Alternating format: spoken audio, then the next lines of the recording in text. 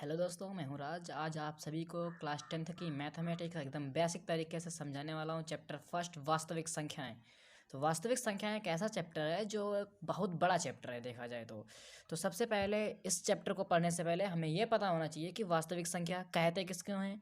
वास्तविक संख्याओं के अंतर्गत इसके पार्ट्स कितने होते हैं, कौन कौन सी संख्या इसके अंतर्गत आती हैं, संख्या कहते किसको हैं, ये सारे टॉपिक्स आज हम क्लियर करने वाले हैं। तो आइए समझते हैं कि वास्तविक संख्याएं कहते किसको हैं। तो वास्तविक संख्याओं हमने पहले से ही पढ़ रखी हैं क्लास 9 से, जबकि ये बुक बोल ही रही है कि कक्षा 9th में आपने वास्तविक संख्याओं की खोज प्रारंभ की है, यानी आप क्लास 9th में इसके बारे में पहले से जान चुके हैं। तो आइए आज समझते हैं इस वास्तविक संख्या टॉपिक के बारे में।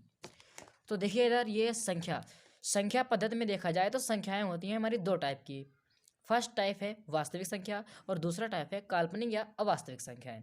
तो वास्तविक संख्याओं के 5 पार्ट हैं। नंबर 1 प्राकृत संख्या, नंबर 2 पूर्ण संख्या, नंबर 3 पूर्णांक संख्या, नंबर 4 अपरिमेय संख्या और नंबर 5 अपरिमेय संख्या।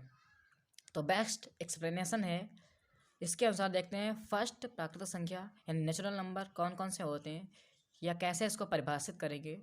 तो जो संख्याएं 1 से लेकर के इन्फिनिटी तक होती हैं उसे हम क्या कहते हैं, प्राकृत संख्या कहते हैं या प्राकृतिक संख्या कहते हैं। नंबर दो पूर्ण संख्या यानी होल नंबर किसको कहते हैं, जो संख्याएं 0 से लेकर के इन्फिनिटी तक होती हैं उसे हम होल नंबर या पूर्ण संख्या कहते हैं। अब आती है बारी पूर्णांक की। तो वे संख्याएं जो धनात्मक व ऋणात्मक पूर्ण संख्या हों उसे हम क्या कहते हैं, पूर्णांक संख्या कहते हैं। जैसे ये माइनस के इन्फिनाइट से लेकर के प्लस के इन्फिनाइट तक की।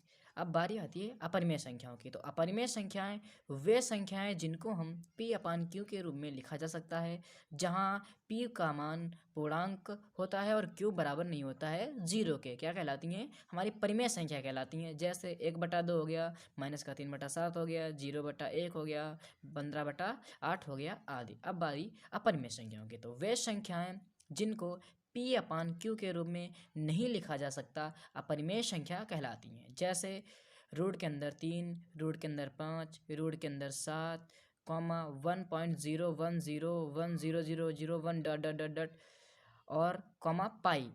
तो पाई भी एक हमारी अपरिमेय संख्या है, बल्कि पाई का मान एक अपरिमेय संख्या नहीं है, जबकि पाई एक क्या है, हमारी अपरिमेय संख्या है। तो इसको समझने के बाद अब बारी आती है काल्पनिक संख्याएं या अवास्तविक संख्याएं।